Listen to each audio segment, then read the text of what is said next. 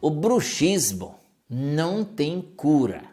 Por quê? Nós não temos a causa principal do bruxismo. A gente não sabe a causa, que são N causas.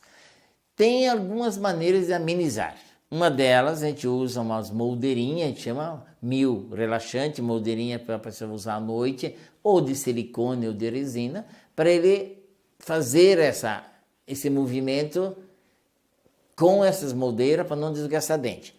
E hoje já tem também a toxina botulínica, que é popularmente chamada de botox, que a gente pode aplicar para fazer relaxamento muscular, para diminuir essa tensão, para diminuir o bruxismo.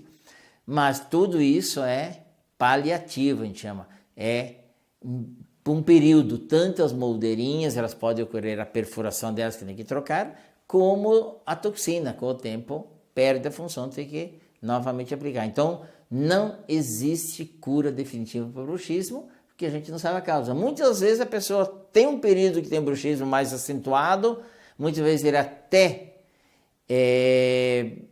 elimina esse bruxismo ou diminui, mas a gente não sabe a causa principal, por isso que a gente não tem como fazer um tratamento definitivo para bruxismo.